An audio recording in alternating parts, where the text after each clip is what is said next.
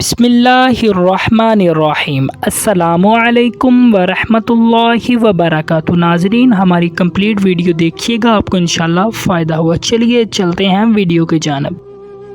सालन में गलती से ज़्यादा नमक डल जाए तो परेशान ना हो, इसमें सिर्फ एक छिला हुआ आलू डाल दें, वो तमाम अज़ाफ़ी नमक जज़ब कर लेगा। अगर आप ये तसल्ली करना चाहती हैं कि अंडा ख़राब तो नहीं, तो अंडे को ठंडे नमक मिले पानी में डाल दें। अगर वो तैरने लगे तो समझ जाएं कि अंडा ख़राब है, और अगर डूब जाए तो समझ लें कि अंडा ठीक है।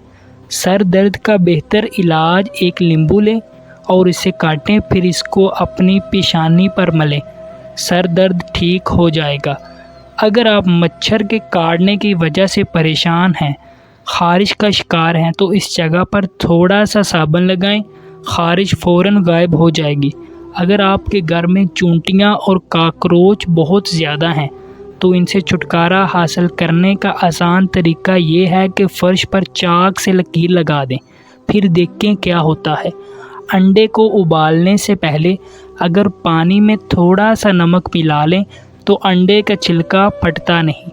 खाने से पहले हमेशा थोड़ा सा नमक चखने की आदत डालें, इससे इंसान बहुत से अमराज से महफूज रहता है। अगर आपका लोहे का फर्नीचर जंग आलूद हो गया है, तो तार पेन के तेल को कपड़े पर लगाकर इसे साफ़ कर लें। लेदर के फर्नीचर पर स्याही के सख्त धब्बे लग जाएं, तो नील पॉलिश रिमूवर से साफ़ किए जा सकते हैं। अगर आपका चांदी का जेवर काला हो गया है, तो इस पर टूथपेस्ट लगाकर अच्छी तरह मिलें।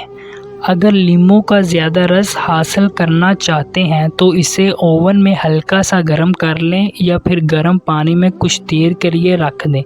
घर में बची हुई कॉफ़ी को ज़ाया करने की बजाय लॉन में पौधों में डाल दें, ये बहुत अच्छी खाद का काम करती है।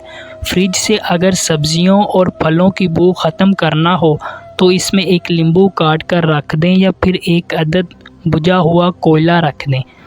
बरसात के मौसम में बिस्तर और गद्दों वगैरह को नमी और सैलन से बचाने के लिए टॉलिम पाउडर इस्तेमाल करें। अगर गद्दे पर थोड़ा सा टॉलिम पाउडर छिड़क कर ऊपर बेडशीट बिछाई जाए तो नमी से महफूज रहेंगे। अगर आपको हमारी ये वीडियो अच्छी लगी हो, वीडियो को लाइक करें, चैनल को सब्सक्राइब करें। चलिए मिलते हैं अगली वीडियो में। अस्सलामु अलैकुम वरहमतुल्लाहि वबरकातुहू।